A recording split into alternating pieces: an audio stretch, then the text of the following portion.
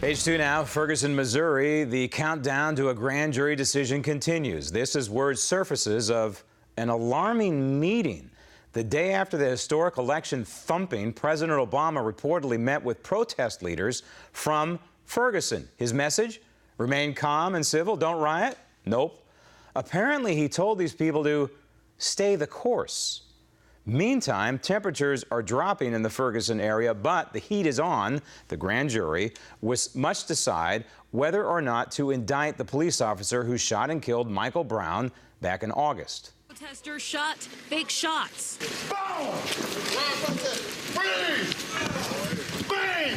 And the protesters died a fake death in the Del Mar Loop, they say, to mark the 100 days since Mike Brown's death. Because it's cold outside does not mean it's over. Because it's Sunday does not mean it's over. Because Thanksgiving is coming up does not mean it's over. This is what the protests looked like from above. About 3 dozen participated. Ground level, people watched inside restaurants and store windows. This definitely isn't the norm for University City.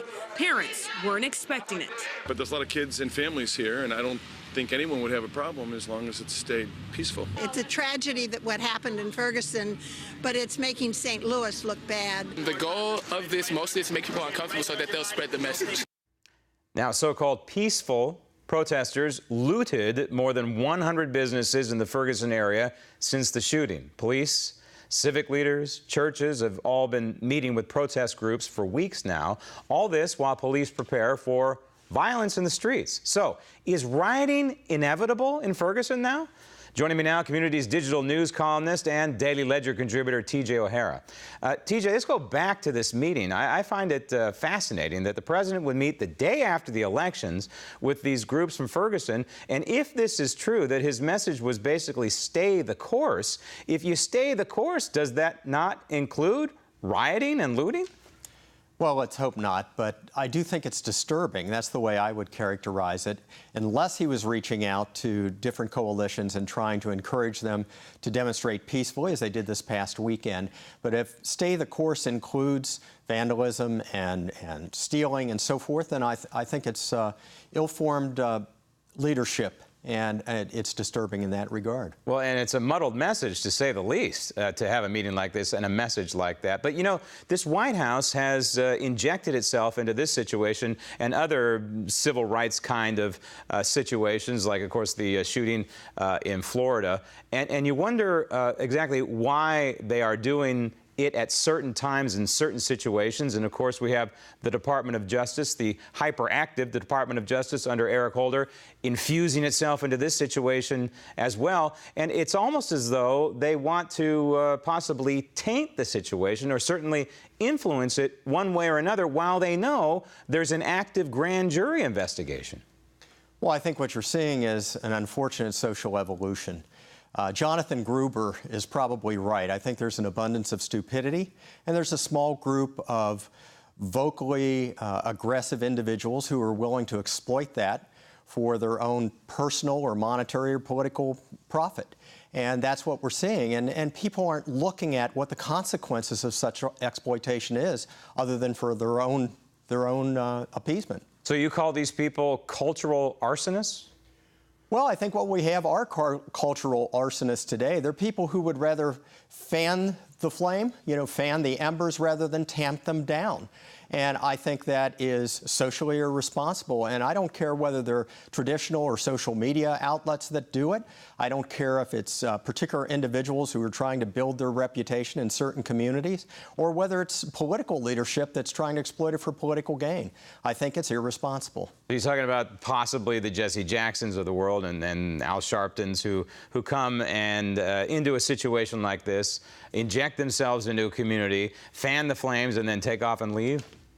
Well, I think certainly they fall into that category, the people who are exploiting it for their own personal self-worth and are ignoring the potential consequences. Again, the only word I can throw at it is irresponsible.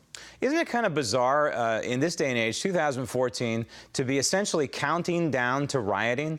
And does that not also indicate that the grand jury people are expecting the grand jury not to indict this police officer? Well, I think it's an indictment of our society. So there's been an indictment handed down. Unfortunately, it's about our society.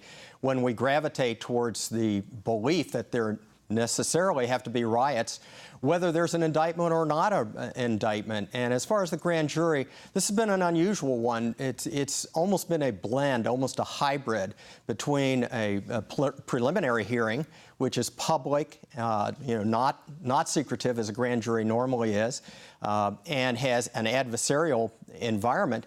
This grand jury has performed more as a preliminary hearing with the absence of a judge than it has as a grand jury. And I think that's a problem. And part of the reason why you're saying that is because, for example, the Officer Wilson, testified before the grand jury, which is highly unusual. But there's something I read into that. I want to get your take on this. But I read into that if you're the defense attorney and you've got something to hide, you're not going to allow that to happen. And he wasn't necessarily compelled to testify before that grand jury. But on the other hand, if your client is, number one, innocent, or you believe your client is innocent, and number two, might have some scars and some wounds from the altercation that took place that would corroborate his story, then you would probably send your client out in front of that grand jury.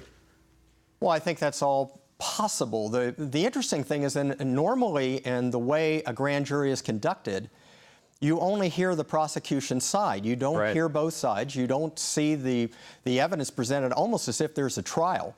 So the only thing that stands out of this grand jury is that it hasn't been completely publicly conducted and that it's only going to require a supermajority rather than a unanimous decision to reach a decision. Two quick items, and they're constitutional in nature, that have arisen from Ferguson. One was this so-called 5-second rule that the police came up with, that if you're standing on a corner for 5 seconds or more, you're subject to arrest, that you're technically loitering. That was struck down, and I think it was important that that thing was struck down. The other thing is the shutting down of the airspace, ostensibly to not allow news helicopters over the Ferguson area. I think that that's another constitutional violation.